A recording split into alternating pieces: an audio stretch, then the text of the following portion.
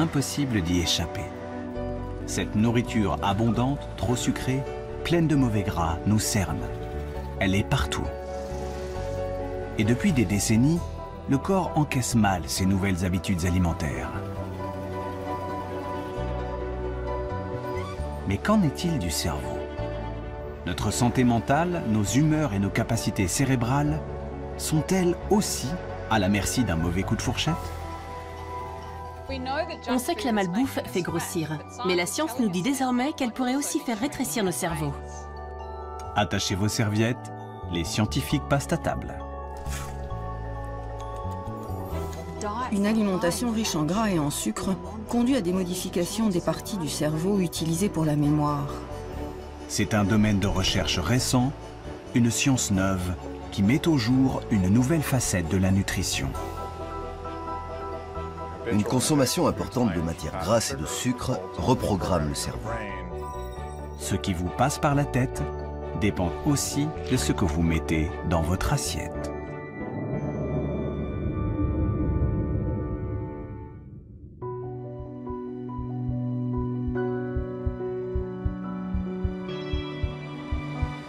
Tout commence dès les premiers repas, avant même la naissance.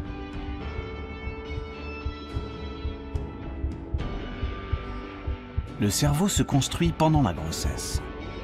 Son fonctionnement plus tard dépend de la manière dont il aura été nourri et de ce que la mère aura avalé pendant 9 mois.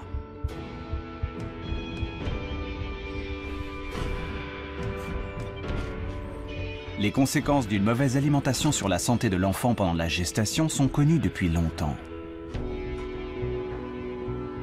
Mais en Australie, ce sont les répercussions sur le fonctionnement du cerveau qui préoccupent les scientifiques aujourd'hui.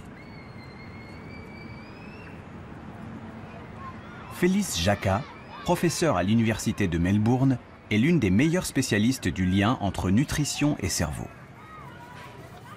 Elle a examiné le comportement de milliers d'enfants après avoir suivi les habitudes alimentaires de leur mère au cours d'une vaste étude qui incluait 23 000 femmes enceintes. Nous avons mesuré la quantité de junk food, de nourriture transformée qu'elles ont mangée, mais aussi leur consommation de nourriture plus saine, riche en nutriments et en fibres.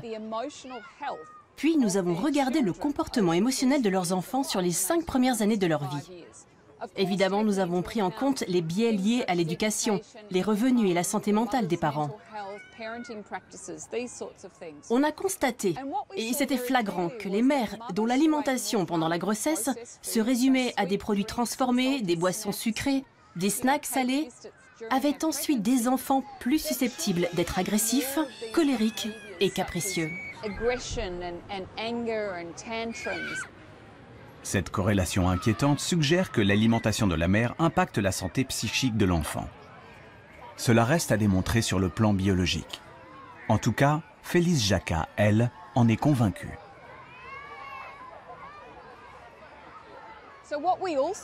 Cette étude norvégienne nous a aussi permis de découvrir que l'alimentation de l'enfant comptait autant que celle de la mère.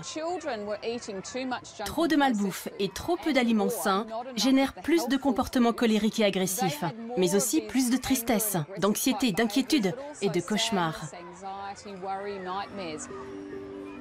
Depuis, les conclusions du professeur Jacka ont été confirmées par des études menées en Espagne, aux Pays-Bas et au Canada. Il existe un lien entre la qualité de l'alimentation et les problèmes d'humeur chez les enfants. Mais quelle en est la nature? De quelle façon la nourriture vient-elle interférer avec le fonctionnement des neurones? Les excès de gras et de sucre sont désormais dans le collimateur des scientifiques qui travaillent sur le cerveau. Les excès, mais aussi les carences. La nourriture transformée, la junk food souvent vide de nutriments, n'apporte pas tout ce dont le corps et surtout les neurones ont besoin.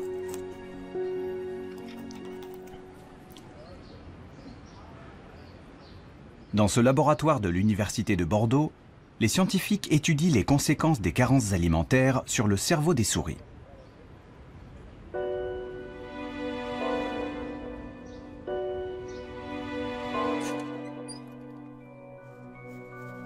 Cette expérience sert à mesurer l'anxiété.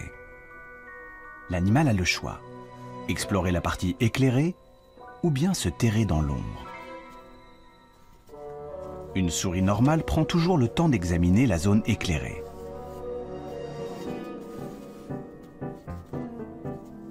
Mais celle-ci a été privée d'oméga 3 pendant sa croissance. Les oméga 3, c'est ce bon gras surtout connu pour ses bienfaits sur le cœur et les artères.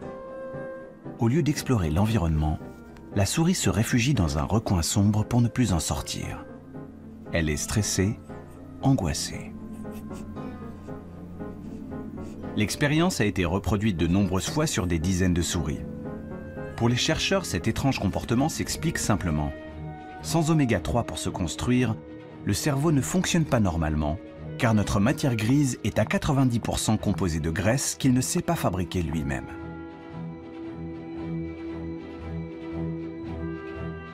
Le cerveau, c'est l'organe après le tissu adipeux le plus riche en acides gras polyinsaturés, qu'on appelle aussi oméga 3.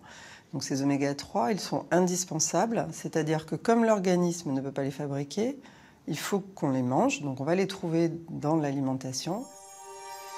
Les poissons gras, les abats, les huiles végétales, les graines comme les noix ou les amandes ont longtemps été les principales sources d'oméga 3 pour l'homme. Des aliments qui se sont raréfiés dans la cuisine des pays industrialisés.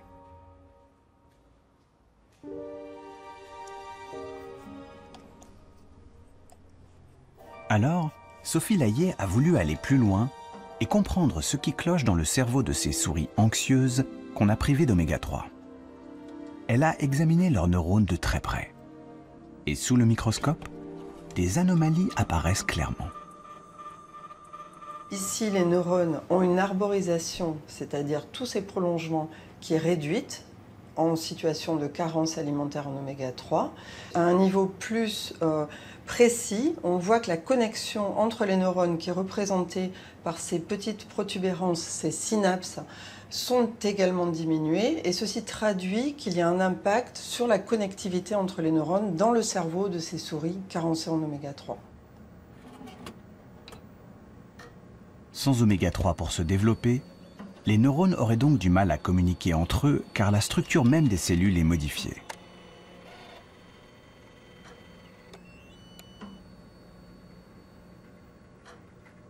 Les oméga 3 que l'on consomme vont rentrer dans le cerveau et s'incorporer dans les membranes des neurones. Et lorsqu'ils s'incorporent, ils vont donner une flexibilité à cette membrane des neurones plus importante et permettre une meilleure connexion de ces neurones entre eux. La quantité d'oméga 3 qui pénètre dans le cerveau est cruciale pour rendre les cellules cérébrales plus efficaces.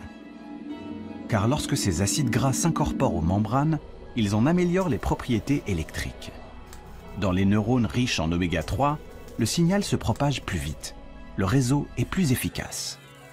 Priver le cerveau d'oméga 3, c'est donc prendre le risque qu'il fonctionne moins bien.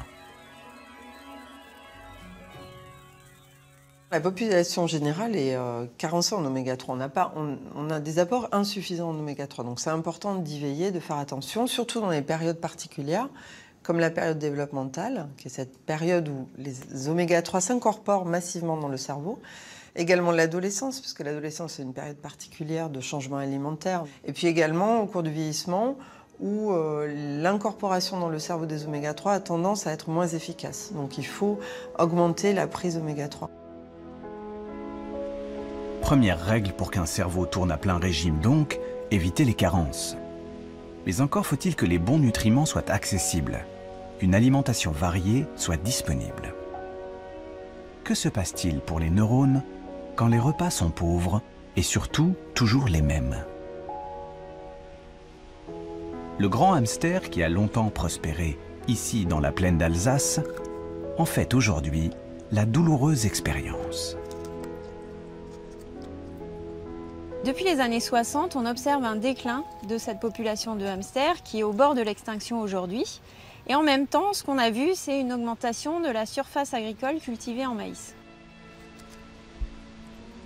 Caroline Abolt s'est donc demandé si l'effondrement de la population était lié à la surabondance soudaine de maïs.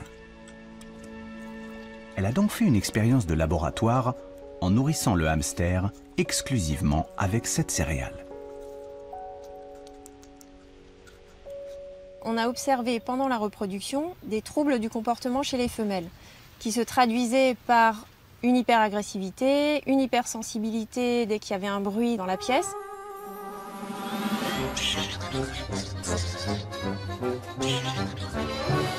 Et surtout, ce à quoi on ne s'attendait pas, c'est que ces femelles ont dévoré leurs petits dès le premier jour après leur naissance. Et ce comportement a été observé chez plus de 80% des femelles. Un piètre régime alimentaire suffit donc à faire glisser le hamster dans une folie meurtrière. En cause, une simple vitamine.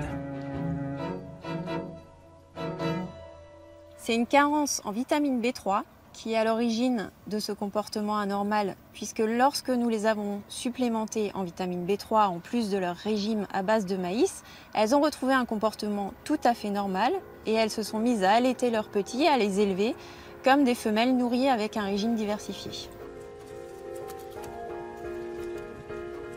La mésaventure du hamster a quelque chose d'inquiétant. Un régime carencé, déséquilibré, pourrait-il déclencher chez nous aussi de l'agressivité, des réactions violentes?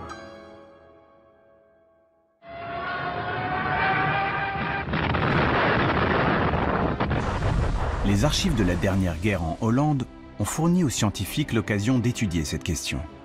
À l'époque, les privations alimentaires ont eu de lourdes conséquences sur les comportements de toute une génération.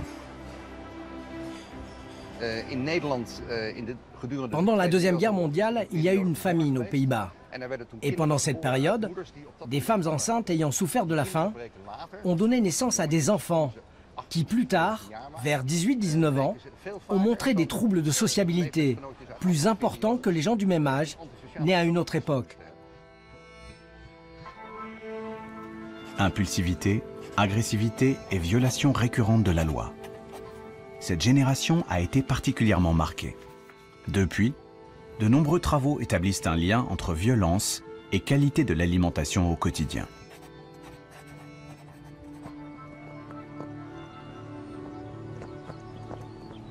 Abz Alberg est docteur en psychologie et conseiller politique au ministère de la Justice.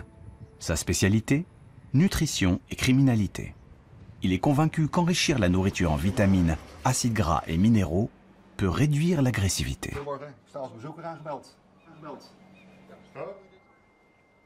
Difficile de tester cette hypothèse dans la vraie vie, car beaucoup de facteurs et de circonstances peuvent influencer nos comportements, nos pulsions. Afin d'étudier l'alimentation dans un contexte quasi idéal, sans l'influence de nombreux paramètres, il a choisi la prison.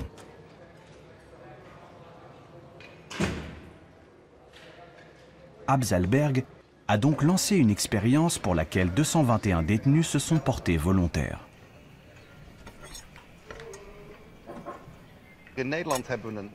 Ici, aux Pays-Bas, nous avons mené une étude sur de jeunes détenus dans 8 prisons différentes. Pendant 3 mois, nous leur avons donné des suppléments de vitamines, minéraux et acides gras. Puis nous avons regardé l'effet sur leur comportement. Nous l'avons mesuré de 2 manières différentes. D'abord, nous avons demandé directement aux détenus à quel point ils se sentaient agressifs. Puis nous avons demandé aux surveillants leur point de vue sur la question. Mais surtout, nous avons regardé le registre des incidents, le nombre de fois où les détenus étaient punis. Et on a vu que les placements à l'isolement avaient grandement baissé. Dans le groupe de détenus dont les repas ont été améliorés, le nombre d'incidents a été réduit d'1 tiers.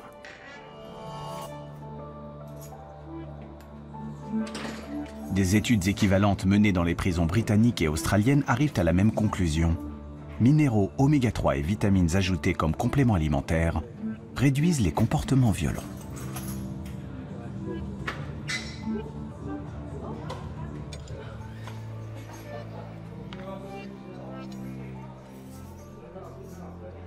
L'étape suivante, c'est de tester si nos découvertes scientifiques peuvent être mises en pratique.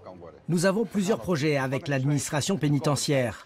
Nous verrons si une modification de l'alimentation peut être envisagée comme un moyen de réguler l'agressivité. Ce que nous ingérons a donc le pouvoir de changer nos humeurs, de stimuler certaines pulsions. Mais le contenu de l'assiette pourrait-il aussi influencer nos décisions? Celles que nous croyons prendre le plus librement du monde?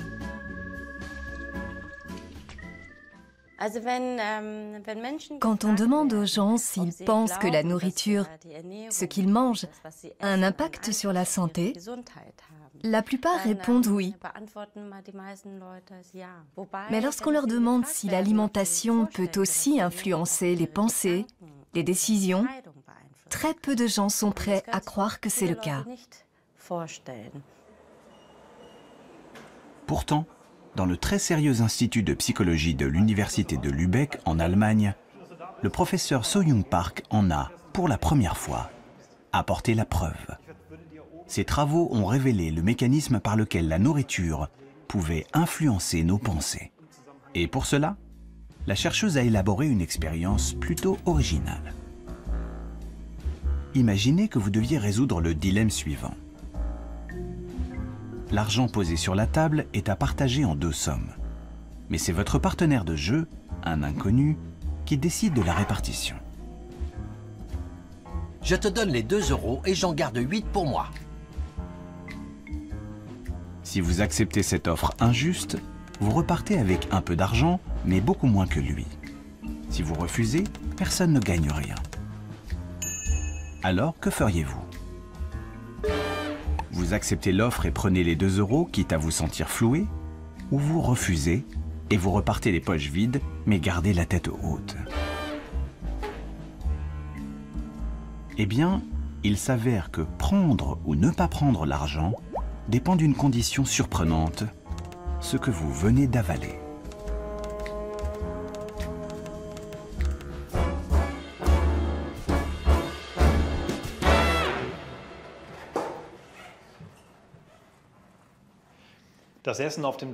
Nous vous avons préparé un petit déjeuner. La seule consigne à respecter, c'est de tout manger. Je reviens plus tard pour la partie comportementale. Bon appétit.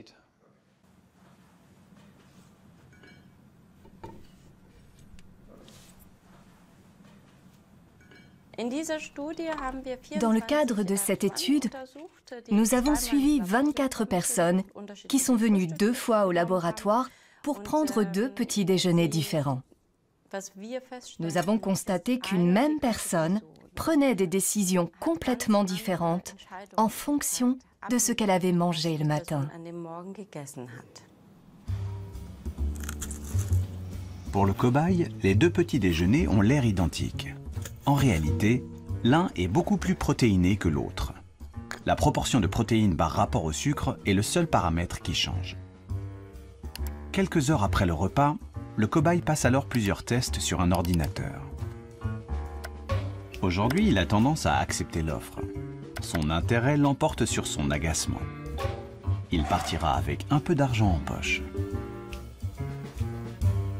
La semaine passée, il avait surtout refusé et n'avait presque rien gagné. Le sujet ayant consommé un petit déjeuner plus riche en protéines le matin s'est montré tolérant aux offres injustes. À l'inverse, le sujet ayant consommé un petit déjeuner riche en glucides s'est montré plus intransigeant devant les offres injustes. En moyenne, le sujet, quand il a eu peu de protéines, rejette les offres injustes 2 fois plus souvent. Mais comment expliquer un résultat aussi surprenant? Pour comprendre et apporter une preuve biologique à cette observation, les scientifiques ont procédé à des analyses sanguines. Nous enverrons le sang au laboratoire pour analyse. On va mesurer le taux d'hormones et d'acides aminés.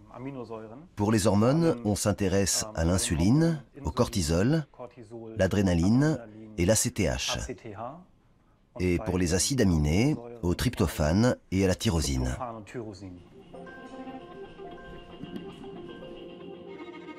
Dans cette liste, le plus important, c'est la tyrosine. C'est un acide aminé qui entre dans la composition d'une protéine très importante pour le fonctionnement du cerveau, la dopamine.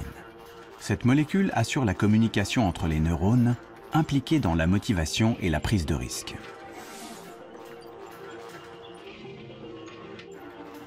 Les résultats des analyses montrent que les sujets qui présentent un taux plus élevé de tyrosine dans le sang sont ceux qui acceptent plus facilement l'offre inéquitable.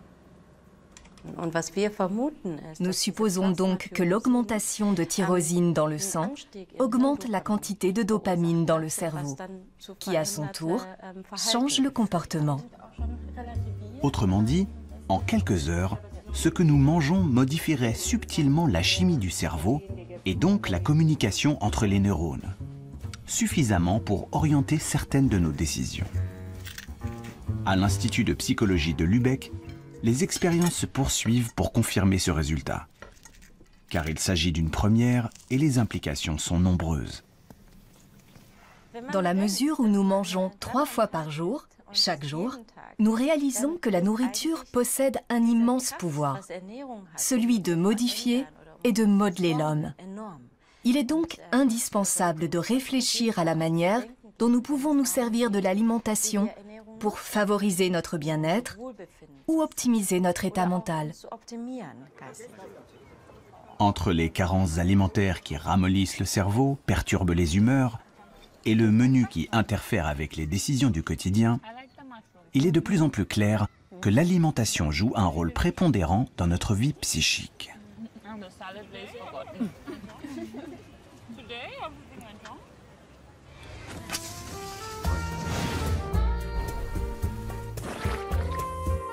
Mais qu'en est-il alors de la malbouffe, dégoulinante de sucre et de mauvaise graisse?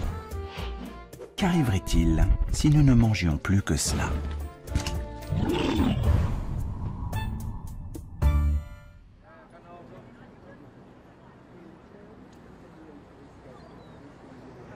C'est l'objet des recherches menées ici en Australie, à l'Université de Sydney.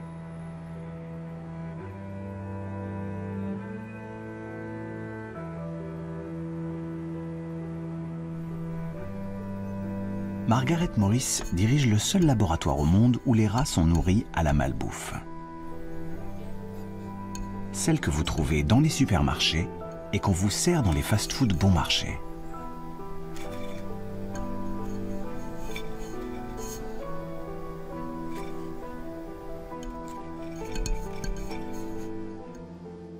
Pour nos expériences, nous utilisons ce que tout le monde mange en Occident. On donne à nos rats des quiches, des frites, des gâteaux et des biscuits. Cette nourriture pas chère est toute préparée. On reproduit les habitudes alimentaires du monde occidental. Première conséquence, le rat double ses rations alimentaires. L'animal n'est jamais rassasié. Mais ce n'est pas le plus surprenant.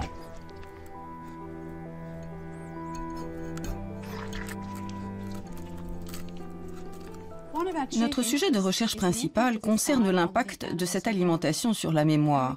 Nous pouvons le mesurer facilement grâce au test de la reconnaissance de position des objets. Pour ce test, la chercheuse place des objets dans l'environnement d'un rat.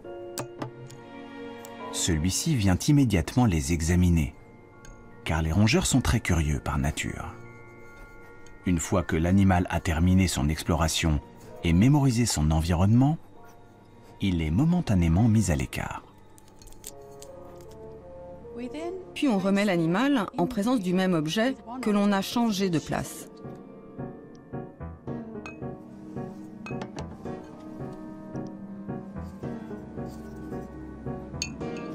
À son retour, le rat passe plus de temps à examiner l'objet qui a changé de place, car l'autre, il le connaît déjà. Il est gravé dans sa mémoire.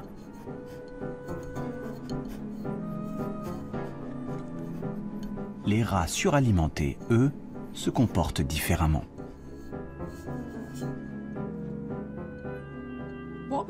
On a observé que les animaux qui mangent très gras, très sucré, ont du mal à se rendre compte, à se rappeler que l'objet a été déplacé. Contrairement aux rats qui ont mangé sainement, ceux qui mangent gras ou sucré passent autant de temps à explorer les deux objets, ce qui trahit une altération de la mémoire spatiale.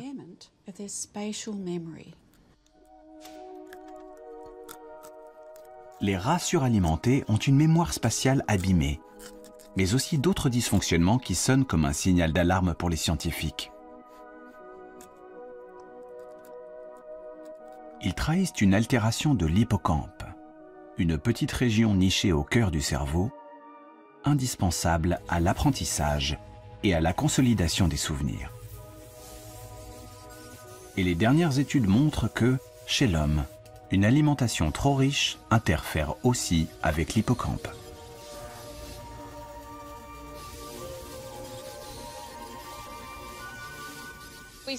On a par exemple mis en évidence qu'il existait un lien entre l'alimentation et la taille de l'hippocampe, mais aussi avec celle de la matière grise ou de la matière blanche. Des études d'intervention commencent aussi à sortir. Elles montrent que 4 jours d'un régime à base de malbouffe suffisent à altérer les fonctions cognitives qui dépendent de l'hippocampe. You order a Coke. It tastes good. You didn't care if it was a Coke. You just wanted I wanted a Coke. I like the taste. Oh! Can I get some fries with that? Notre mémoire, nos capacités intellectuelles, sont-elles vraiment menacées par nos nouvelles habitudes alimentaires? Il est encore trop tôt pour être catégorique. Mais les indices s'accumulent et inquiètent les scientifiques. Margaret Morris cherche désormais à comprendre comment une nourriture trop riche perturbe le cerveau de ces rats au point d'en affecter l'efficacité. Une hypothèse est en train de s'imposer. Manger trop de gras, trop de sucre, déclenche une réaction inflammatoire et celle-ci se propagerait aux neurones.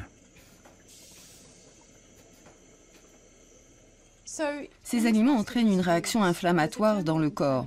Ce mécanisme est bien connu chez les personnes obèses, mais il semblerait que ce soit aussi une réaction aiguë. On a constaté que les niveaux de molécules inflammatoires augmentent en fonction de l'alimentation.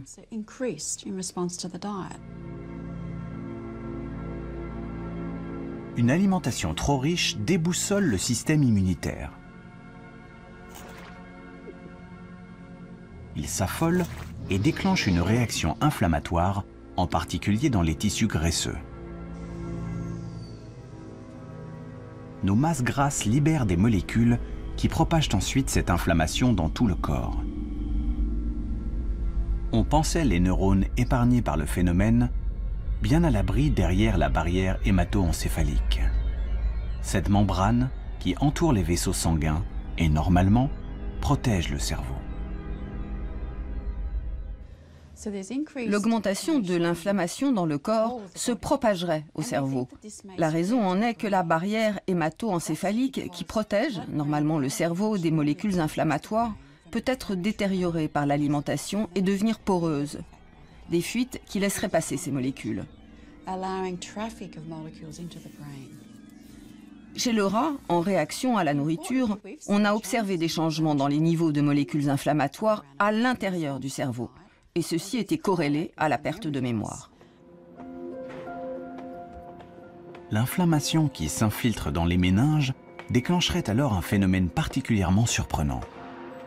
Dans son laboratoire, Sophie Layet vient de montrer chez des souris suralimentées que certaines cellules immunitaires du cerveau, les cellules microgliales, se mettent à dévorer les neurones.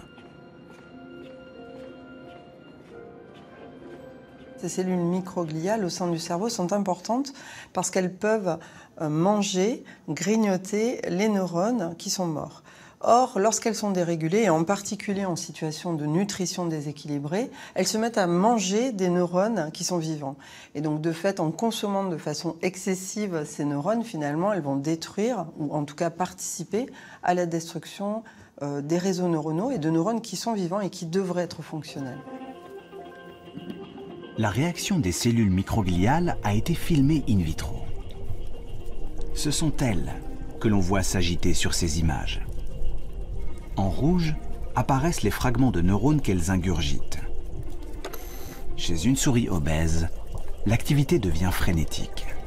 Ce phénomène, au cœur des neurones, est aujourd'hui suspecté de nuire significativement au bon fonctionnement du cerveau.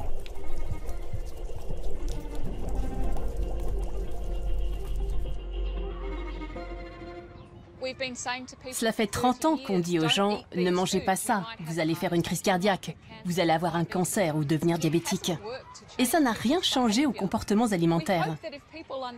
On espère que si les consommateurs comprennent que ce qu'ils avalent est vraiment important pour la santé de leur cerveau et celui de leurs enfants, cela aura un impact plus profond sur leurs choix alimentaires.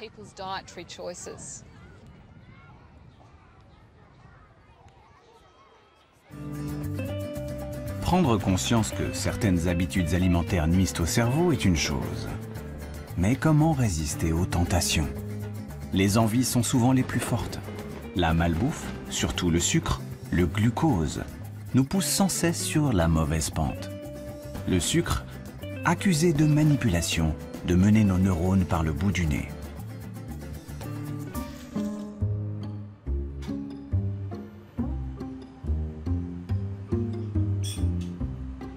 Microscope, mini-manipulateur et enregistreur ultrasensible.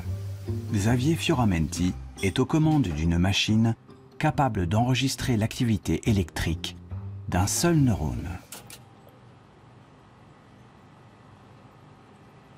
Le principe est simple. Une tranche de cerveau de souris baigne dans un liquide qui le maintient en vie.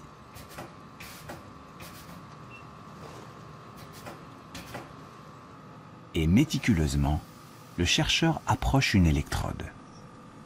L'opération est particulièrement délicate. Ici, je descends la pipette dans la tranche de cerveau. Et maintenant, on va approcher cette pipette d'enregistrement à proximité du neurone jusqu'à établir un contact. Et ici, voilà. Ça y est, on a établi un contact et maintenant, on va pouvoir mesurer l'activité électrique du neurone. Les pics vers le haut que l'on voit sont des potentiels d'action. C'est de cette manière que les neurones codent l'information dans le cerveau. Le temps qui s'écoule entre chaque pic constitue le message envoyé par le neurone. Donc maintenant, on va augmenter la concentration en glucose dans le bain. Et on va voir si cette cellule elle répond à cette augmentation de la concentration en glucose. Et comme on peut voir ici, cette cellule, en réponse à l'augmentation de la concentration en glucose, a une activité électrique qui est augmentée. Il y a plus de potentiel d'action qu'on pouvait le voir ici avant l'augmentation de la concentration en glucose. Ici, le signal est celui d'une seule cellule. Dans le cerveau, les neurones sont tous connectés les uns aux autres. Les scientifiques suspectent donc le glucose d'avoir la capacité de modifier l'activité de zones cérébrales entières, celles qui contrôlent les émotions, le plaisir.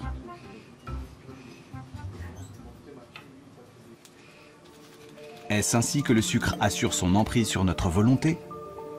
Ce n'est pour l'instant qu'une hypothèse. Mais l'addiction, la dépendance au sucre, fait aujourd'hui l'objet d'une recherche intense dans les laboratoires. Et ce qui apparaît de plus en plus évident, c'est que le pouvoir du sucre s'apparente à celui d'une drogue.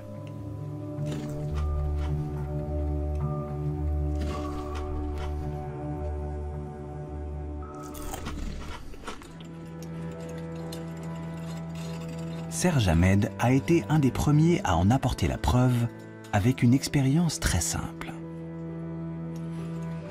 Il a d'abord élevé des rats en leur donnant de la cocaïne et du sucre.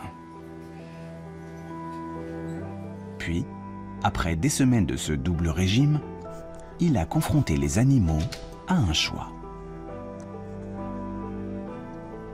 Donc là, nous avons la situation dans laquelle l'animal a le choix entre un levier qui est connecté à une seringue qui contient une drogue en solution, et donc la drogue en question, c'est une drogue dure, comme de la cocaïne et l'héroïne, et à gauche, un levier qui lui permet de contrôler une autre seringue qui contient une boisson sucrée. Et là, on voit que l'animal fait le choix de la boisson sucrée. Les rats se tournent 4 fois plus souvent vers l'eau sucrée que vers la drogue. Pas d'overdose avec le glucose, mais l'envie irrépressible est bien là. Donc cette expérience, très simplement, démontre que le sucre a un potentiel addictif plus important que nous l'avions imaginé jusqu'à présent, et peut-être même plus important que celui de drogues dures, comme la cocaïne et l'héroïne.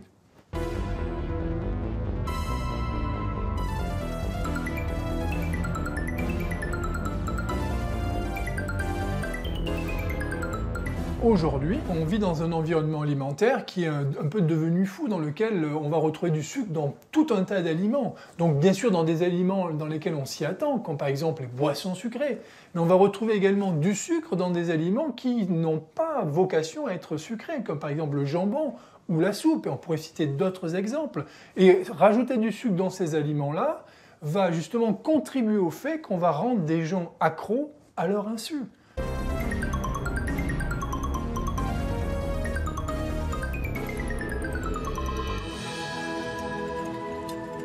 Alors, sommes-nous vraiment tous drogués à la barre chocolatée et au sucre, dissimulé dans la plupart des produits de supermarché?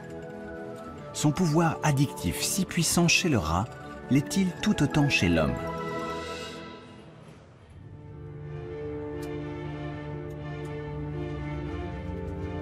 L'influence de la nourriture sucrée sur le cerveau humain est justement à l'étude ici, à l'Institut de recherche de l'Oregon.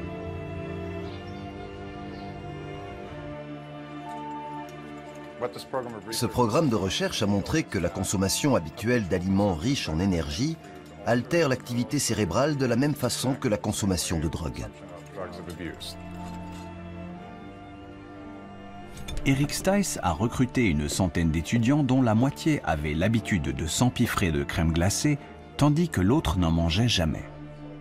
Tous sont venus au laboratoire pour siroter un milkshake à l'intérieur d'une machine IRM et livrer le secret de leur activité cérébrale.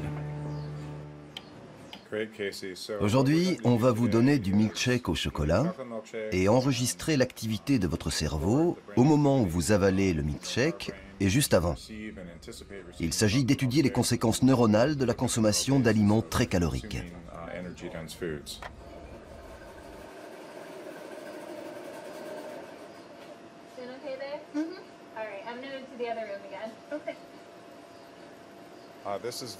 C'est très simple. Vous allez boire du milkshake et vous aurez juste à rester immobile. Après l'avoir gardé en bouche 5 secondes, vous pourrez l'avaler. On répétera cette expérience plusieurs fois. Grâce à un simple tuyau, le sujet sirote le milkshake sans bouger la tête. On a découvert que chez les gens qui n'ont pas l'habitude de manger de la crème glacée, le circuit de la récompense s'active facilement. Il s'allume de manière très forte. En revanche, chez ceux qui mangent souvent de la crème glacée, la réaction est différente. Il n'y a pratiquement aucune activation. Cela montre que la consommation régulière d'aliments très caloriques réduit le plaisir que l'on ressent lorsqu'on en mange. Le circuit de la récompense est une région cérébrale qui contrôle la sensation de plaisir. Elle est particulièrement sensible à la consommation de sucre. Mais trop en manger finit par atténuer sa réactivité. À dose égale, le plaisir ressenti s'en trouve réduit. Ce qui est intéressant, c'est que ceux qui consomment de la cocaïne ou d'autres drogues très régulièrement présentent une tendance très similaire. Ils doivent augmenter leur consommation pour ressentir le même plaisir. En cause, la diminution de la réaction du circuit de la récompense lorsqu'ils consomment trop de ce qui leur procure du plaisir. Autrement dit, il en faut toujours plus pour avoir sa dose. Comme chez le rat, le sucre agirait donc sur notre cerveau à la manière d'une drogue. Son pouvoir addictif est-il pour autant aussi puissant chez l'homme? La question divise encore la communauté scientifique. Mais l'expérience d'Eric Stice a révélé un autre effet plus subtil et peut-être plus pernicieux encore. Le cerveau, après un régime trop riche en sucre, devient hypersensible aux images de nourriture. Plus vous mangez de crème glacée et moins votre circuit de la récompense réagit. En revanche, il s'allume beaucoup plus fort quand vous percevez une image qui annonce que vous allez peut-être en manger. Le circuit s'emballe quand vous voyez un magasin de crème glacée en voiture ou si vous voyez une publicité pour de la glace à la télé. Et il s'active bien plus chez ceux qui consomment souvent de la crème glacée que chez ceux qui n'en mangent jamais.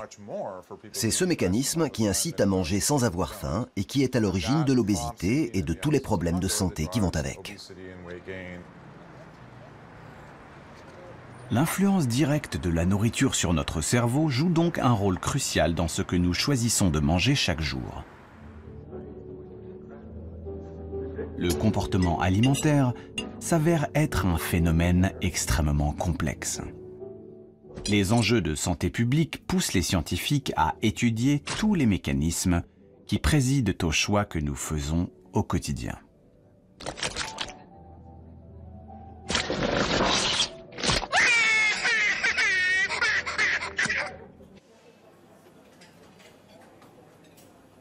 Que se passe-t-il vraiment dans le cerveau au moment de prendre un dessert plutôt qu'une entrée, un poisson plutôt qu'une viande? Qui tire vraiment les ficelles?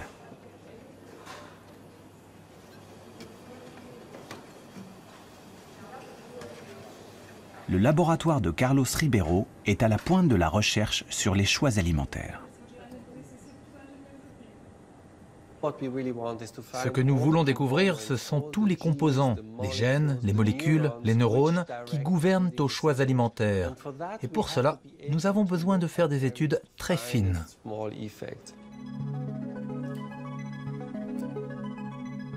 La simplicité de son modèle, la mouche, permet d'explorer de nouvelles voies, de nouvelles hypothèses. Pour comprendre le comportement alimentaire de la mouche, Carlos Ribeiro vient de mettre au point une machine qui permet de suivre dans les moindres détails les choix que fait l'insecte quand il passe à table. Lorsque la mouche touche la nourriture, on peut le voir avec ce capteur. Il s'agit du même que celui utilisé dans une tablette ou un téléphone tactile.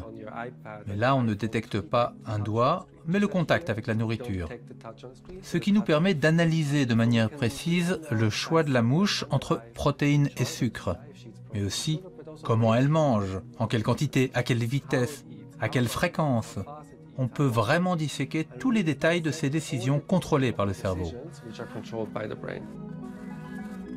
Grâce à cette technique, Carlos a prouvé que ce qui oriente le choix alimentaire, ce sont d'abord les carences.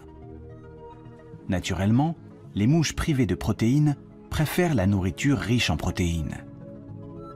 Mais en regardant de plus près, il a observé que ce n'est pas toujours le cas.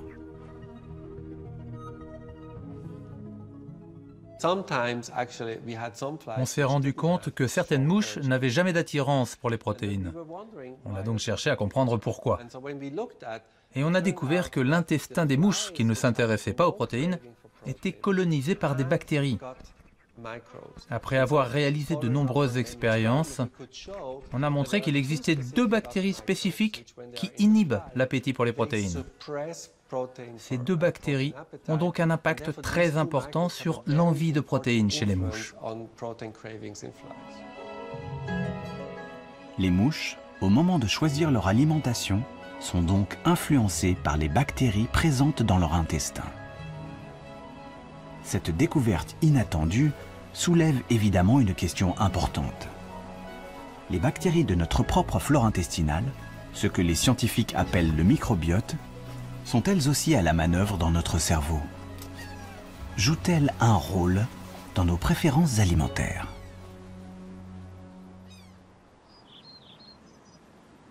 À l'université de Cork, en Irlande, John Cryan est un pionnier dans la recherche sur le microbiote.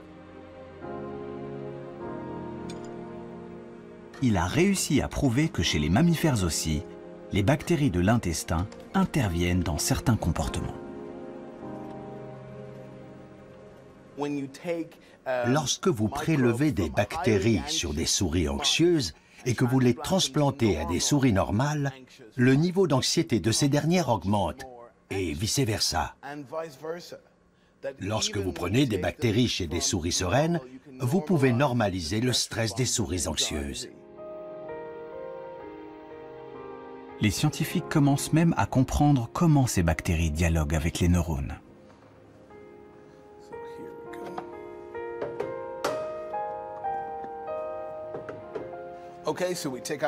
On retire les organes et on découvre le nerf vague, ici en jaune. C'est le long nerf connecté à tous les organes qui descend jusque dans les intestins. C'est vraiment la voie de communication clé entre nos intestins et notre cerveau.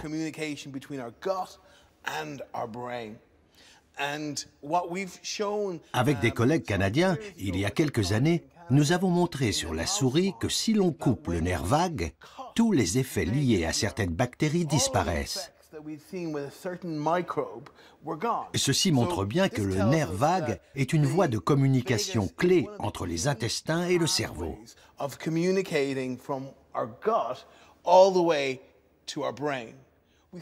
Il nous reste à comprendre ce qu'il se passe exactement dans le cerveau. Nous devons découvrir comment les signaux activent les zones cérébrales qui contrôlent des comportements complexes comme le comportement alimentaire. Et c'est là-dessus qu'on travaille en ce moment. L'influence des bactéries sur nos préférences alimentaires reste donc à démontrer aujourd'hui. En revanche, il est établi qu'elles agissent sur l'humeur et l'anxiété. Les scientifiques considèrent même désormais le microbiote comme une sorte d'intermédiaire, un agent de liaison entre la nourriture et notre cerveau.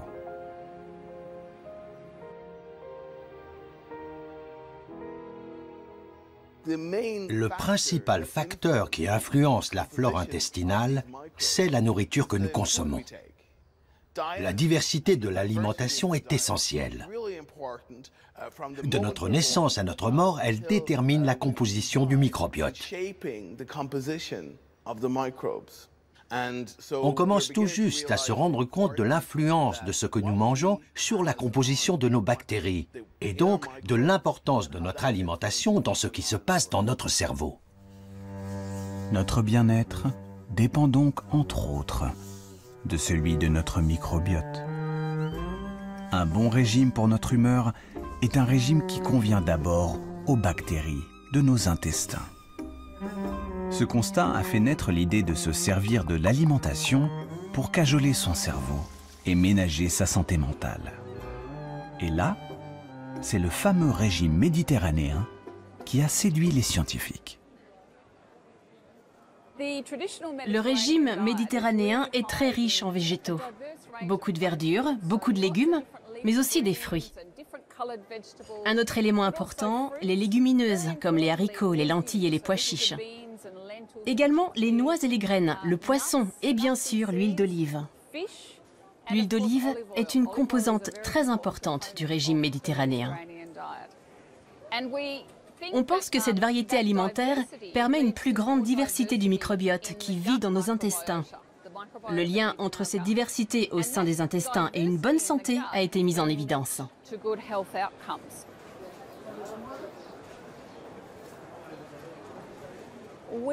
On a réalisé une première étude l'an dernier avec 67 personnes qui souffraient de dépression sévère.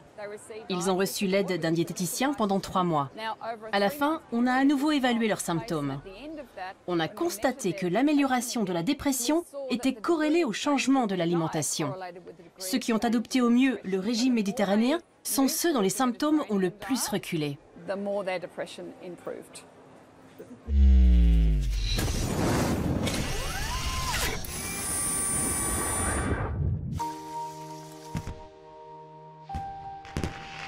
Mettre la cuisine au service de son cerveau est une idée qui fait son chemin. Les scientifiques explorent désormais toutes les pistes. Les épices vantées depuis des siècles par la médecine traditionnelle indienne sont désormais étudiées dans les laboratoires pour leurs vertus sur le mental.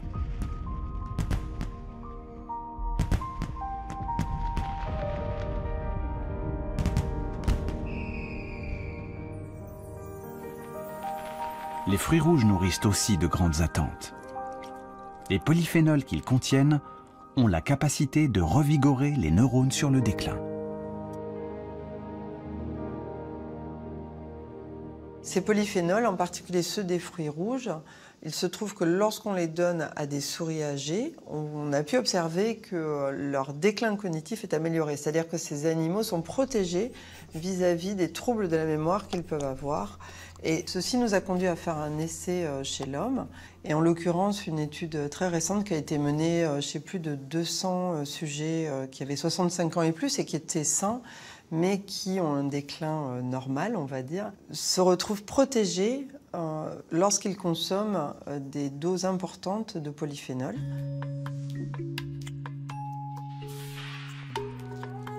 Les fruits rouges et les épices sont-ils les ingrédients miracles pour des neurones éternellement jeunes?